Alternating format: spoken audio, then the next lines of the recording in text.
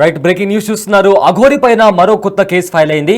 కరీంనగర్ జిల్లా కొత్తపల్లి పిఎస్ పరిధిలో ఒక మహిళ అఘోరి పైన రేప్ కేసు ఫైల్ చేసింది. అయితే పూజల పేరుతో తను ఒక ఆశ్రమానికి పిలిపించుకొని సెక్షువల్లీ అబ్యూజ్ చేసినట్టు కూడా మహిళ పోలీస్ స్టేషన్లో కంప్లైంట్ ఇచ్చింది. ఎవరికైనా చెప్తే చంపేస్తాను అని చెప్పి కూడా బెదిరించినట్లు కూడా ఇప్పటికే ఆ మహిళ పోలీస్ స్టేషన్లో కంప్లైంట్ ఇవ్వడంతో కరీంనగర్ జిల్లా కొత్తపల్లి పిఎస్ పరిధిలో అఘోరిపై రేప్ కేసు ఫైల్ అయింది.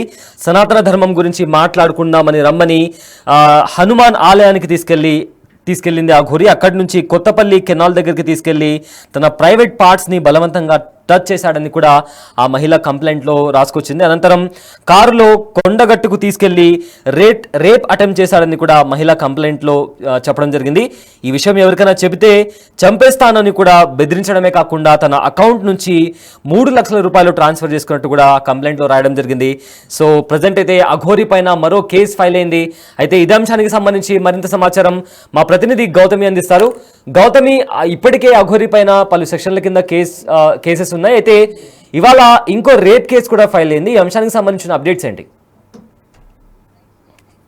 మనం చూస్తున్న అఘోరికి సంబంధించి రోజుకు ఒక కొత్త జరుగుతుంది అండ్ ఒక కొత్త కేసు కూడా నమోదవుతున్న విషయం కూడా మనం ఇక్కడ చూస్తూ ఉన్నాం. అయితే రీసెంట్ గా కరీంనగర్ లోని కేసు అయితే నమోదవడం కూడా జరిగింది. అయితే అమ్మాయిని తను రేప్ అటెంప్ట్ చేసినట్టు అండ్ కొండగట్టు దగ్గరికి తీసుకుపోయినట్టు ఏదైతే మొత్తం కూడా ఆ మధ్య కరీంనగర్ లోని ఎంత హల్చల్ చేసిందో, గుళ్ళకి కాపాడడానికి వచ్చానని, లేకపోతే సనాతన ధర్మాన్ని కాపాడడానికి వచ్చాను అని చెప్పి తను ప్రతి ఒక్క దేవాలయాల్లోకి వెళ్ళి ఎంత హడావిడి చేసిందో మనం చూసాం. ఈ నేపథ్యంలోనే అందంగా కనిపించిన అమ్మాయిల్ని వశపరచుకోవడం కావచ్చు, లేకపోతే మీకు ఇంట్లో ఉన్న కష్టాలని నేను తీరుస్తానని చెప్పడం కావచ్చు. అండ్ మామూలుగా జనాలు కూడా ఏంటంటే ఎవరైనా ఒక వ్యక్తి వస్తున్నారంటే తను ఒక దేవుడిలా చూడడం, దట్టు అఘోరికి అప్పటికి మంచి ఫేమ్ రావడం కూడా ఒక కారణమైంది. అయితే ముఖ్యంగా ఇటు మొత్తం కూడా ఫేమ్ వచ్చిన తర్వాత తను నిజంగానే కష్టాలు తీరుస్తుంది అని చెప్పి ఆడవాళ్ళు కూడా, ముఖ్యంగా యంగ్ ఏజ్ లో ఉన్న ఆడపిల్లలు కూడా తన దగ్గరికి వెళ్ళడం కావచ్చు, మాట్లాడడం కావచ్చు చేస్తున్న తరుణంలోని తిను ఒక అమ్మాయిని కూడా, అండ్ బాధితురాల పేరు మనం బయటికి చెప్పకూడదు కాబట్టి అమ్మాయిని కూడా సెక్షువల్ గా హెరాస్ చేసినట్టు, ముఖ్యంగా తన యొక్క ప్రైవేట్ పార్ట్స్ ని మొత్తం కూడా టచ్ చేసినట్టు కూడా చెప్తుంది. మరి అమ్మాయి మనందరం కూడా అంటే ఇప్పటి వరకు కూడా ఎందుకు అమ్మాయిలు బయటికి రాలేదు, ఎందుకు ఈ విషయం గురించి ఇప్పటి వరకు ఎక్కడ కంప్లైంట్ చేయలేదు అని అంటే అప్పుడు కూడా అందరికీ కూడా శ్రీనివాస్ భయపెట్టాడు. అంటే నేను ఒక మంత్రాలు చేస్తానని కానీ, లేకపోతే మంత్రాలు చేసి నేను ఏదైనా చేస్తాను, లేకపోతే కుటుంబానికి ఏమైనా చేస్తాను అని చెప్పి భయపెట్టడం వల్ల ఆడపిల్లలు ఎవరు కూడా బయటికి రాని పరిస్థితి మనం ఇక్కడ చూస్తున్నాం. సైడ్ అయితే ఏదైనా సరే ఈ రోజు ఇతన్ని అరెస్ట్ చేసిన కారణంగా ప్రతి ఒక్క అమ్మాయి కూడా ఇవాళ బయటకు వచ్చి కేసులు అయితే పెట్టడం కూడా మనం చూస్తూ ఉన్నాము. అయితే రీసెంట్ గా ఇదే కాకుండా కేవలం సెక్షువల్ గా అలాగే ప్రైవేట్ పార్ట్స్ ని టచ్ చేయడమే కాకుండా కొండగట్టు గుడి ప్రాంతాల్లోకి తీసుకుపోయి అక్కడ తనకి పెళ్లి చేసుకునేటట్టు కూడా చేశాడు అన్న వార్తలు కూడా వినిపిస్తున్నాయి. అంటే అమ్మాయిలకి ఎప్పుడు కూడా మనం గతంలో కూడా వర్షిని వాళ్ళ అమ్మగారు కూడా చెప్తూ ఉన్నారు, శ్రీనివాస్ ఎప్పుడు కూడా కొన్ని మంగళసూత్రాలు పట్టుకొని తిరుగుతూ ఉండేవాడు. అంటే ఏ అమ్మాయి కనిపిస్తే ఆ అమ్మాయికి తాళి కట్టడం కావచ్చు, లేకపోతే నేను నీకు మొత్తం కూడా బాగా చూసుకుంటానని చెప్పి చాలా ప్రేమగా మాట్లాడడం అండ్ తన దారిలోకి తెచ్చుకోవడం, మొత్తం కూడా తను లేకపోతే ఉండలేను అన్నట్టుగా అమ్మాయిల్ని వశపరచుకోవడం కూడా తను చేస్తూ ఉండేవాడు. ఈ నేపథ్యంలోనే అమ్మాయిలకి తాళి కూడా కట్టేసి ఒక 2-3 రోజులకి అక్కడి నుంచి చెక్కేసి వెళ్ళిపోయేవాడు. ఇప్పటికీ చాలా మంది బాధితులు ఉన్నారు. గతంలో వర్షిని పేరెంట్స్ కూడా ఇదే యొక్క అంశాన్ని తెరపైకి తీసుకురావడం కూడా జరిగింది. కేవలం వర్షినికి కాదు, ఇంకా చాలా మంది అమ్మాయిలకి తాళి కట్టాడు, ఎప్పుడు కూడా తాళి పట్టుకొని తిరుగుతూ ఉంటాడు అని చెప్పి. అయితే ఇప్పుడు ప్రెసెంట్ శ్రీనివాస్ విషయం కూడా ఇదే జరుగుతుంది. ఇంకెంతమంది అమ్మాయిలు ఉన్నారు? ప్రెసెంట్ ఏంటంటే కరీంనగర్ లో ఒకటే కేసు నమోదైంది, ఇటు రేప్ కేసు నమోదైంది కాబట్టి ఇంకా బలపడే అవకాశాలు ఉన్నాయి. ప్రెసెంట్ శ్రీనివాస్ కి ఈ రోజుతో 14 రోజుల రిమాండ్ కూడా కంప్లీట్ అయిపోతుంది. మరి దాని తర్వాత శిక్షలు ఏ విధంగా పడతాయి? కేవలం తన డబ్బులు తీసుకున్న దానిపైనే కాకుండా ఇప్పుడు ఈ కేసు కూడా నమోదైంది కాబట్టి ఈ కేసు పరిగణలోకి తీసుకొని దీని తర్వాత కూడా విచారణ చేసి ఇంకెంతమంది అమ్మాయిలు ఉన్నారు అండ్ ప్రెసెంట్ బాధితురాలను కూడా విచారించడం కూడా జరుగుతుంది.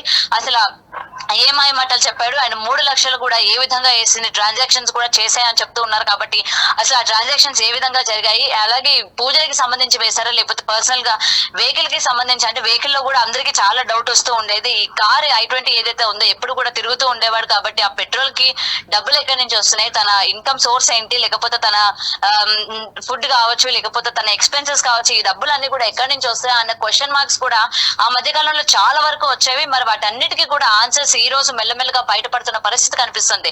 భక్తులు అని చెప్పి దగ్గరికి వచ్చిన వాళ్ళందరికీ కూడా లోబర్చుకొని ఇలాగ మాయ మాటలు చెప్పి మంత్రాలు చేస్తానని చెప్పి లేకపోతే ఇంట్లో పూజలు చేయిస్తానని చెప్పి డబ్బులు తీసుకోవడం, అలాగే కొంతమంది చేత ఇట్లా మిస్బిహేవ్ చేయడం కూడా నిజంగా తలుచుకుంటేనే ఇలాంటి వాళ్ళు ఉన్నారా? సనాతన ధర్మం అన్న ఈ యొక్క పదాన్ని అడ్డం పెట్టుకొని ఇవాళ దేవుడి పేరుని అడ్డం పెట్టుకొని ఇన్ని మాయలు ఇన్ని మంత్రాలు చేస్తున్న వాడికి తగిన శిక్ష వేయాలి అని చెప్పి కూడా ఈ రోజు తన్ని ఎవరైతే నమ్మారో వాళ్ళందరూ కూడా మాట్లాడుతున్న పరిస్థితి కనిపిస్తుంది సార్. సో ఏదైనా సరే బాధితురాలు ఇప్పటికీ కేసు పెట్టడం కూడా జరిగింది కాబట్టి ఇంకా ఎంతమంది ఎక్కువ శాతం కరీంనగర్ సైడ్, వేములవాడ సైడ్ ఈ యొక్క ప్రాంతాలను ఎక్కువ మంది బాధితులు ఉన్నారు అని చెప్పి కూడా గతంలోని కొంతమంది బయటికి చెప్పడం కూడా జరిగింది. కేవలం వీళ్ళిద్దరే కాదు, ఇప్పుడు ప్రెసెంట్ వచ్చిన అమ్మాయిలే కాకుండా ఇంకా 4-5 కూడా తను తాళి కట్టాడు. ఇంకా 4-5 దగ్గర కూడా డబ్బులు తీసుకున్నాడు. దాదాపు 10 నుంచి 12 లక్షల వరకు కూడా డబ్బులు తీసుకున్నారు అని చెప్పి కూడా చాలా మంది బయట చెప్తున్న పరిస్థితి కనిపిస్తుంది. సో వీళ్ళందరూ కూడా ఇంకా కేసులు పెట్టే అవకాశాలు ఉన్నాయి. ఇంకా ఈ బాధితులు ఎవరైతే ఉన్నారంటే ఇంకెంతమందికి తాళి కట్టడం కావచ్చు, ఇంకా సెక్షువల్ గా ఎంతమంది ఆడపిల్లలకి ఈ విధంగా చేశాడు, అలాగే ఆడపిల్లలు బయటికి రాకుండా వాళ్ళ నోరు నొక్కేసి పూజలు చేస్తానని చెప్పి లేకపోతే వాళ్ళ ఫ్యామిలీని నాశనం చేస్తానని చెప్పి ఎంతమందికి బెదిరించాడు, వాళ్ళందరూ కూడా బయటకు వచ్చే పరిస్థితి కూడా మనకి కనిపిస్తుంది Syed. Right, thank you Gautami, thanks for the update. అయితే అఘోరి పైన మరో కేసు ఫైల్ అయింది. కరీంనగర్ జిల్లా కొత్తపల్లి పిఎస్ పరిధిలో అఘోరి పైన రేప్ కేసు ఫైల్ అయింది. సనాతన ధర్మం గురించి మాట్లాడుకుందామని రమ్మని హనుమాన్ ఆలయానికి తీసుకెళ్లి అఘోరి అక్కడ ఒక అమ్మాయి పైన లైంగికంగా దాడి చేసినట్టు ఆ మహిళ కంప్లైంట్లో రాయడం జరిగింది. అయితే తన ప్రైవేట్ పార్ట్స్ని బలవంతంగా టచ్ చేశాడని కూడా మహిళ ఫిర్యాదులో పేర్కొంది. అనంతరం కారులో కొండగట్టుకు తీసుకెళ్లి రేప్ అటెంప్ట్ చేశాడని కూడా మహిళ కంప్లైంట్లో రాయడం జరిగింది. అయితే ఈ విషయం ఎవరికైనా చెబితే చంపేస్తాను అని బెదిరించడంతో పాటు తన అకౌంట్లో ఉన్న 3 లక్షల రూపాయలు కూడా ట్రాన్స్ఫర్ చేయించుకున్నట్టు కూడా అఘోరిపై ఫిర్యాదులు చేసింది ఒక మహిళ. అయితే ఇంకా చాలా మంది పైన ఇలానే చేసి ఉంటాడు అనే అనుమానాలు కూడా వస్తున్నాయి. ఈ నేపథ్యంలో ఇప్పటికే అఘోరి పైన కొన్ని కేసులు నడుస్తున్నాయి. తను ప్రజెంట్ కస్టడీలో ఉంది. అయితే ఇవాళ బెయిల్ పిటిషన్ కూడా అప్లై చేసిన పరిస్థితి. బట్ దానికి సంబంధించి కూడా ఇప్పటికే దాని విచారణ కూడా ముగిసే అవకాశం ఉంది. అయితే విచారణ ముగిసిన తర్వాత అఘోరికి బెయిల్ వస్తుందా లేదా జైలుకే పరిమితం కానుందా అనే దాని గురించి ఇంకా సస్పెన్స్ కొనసాగుతుంది.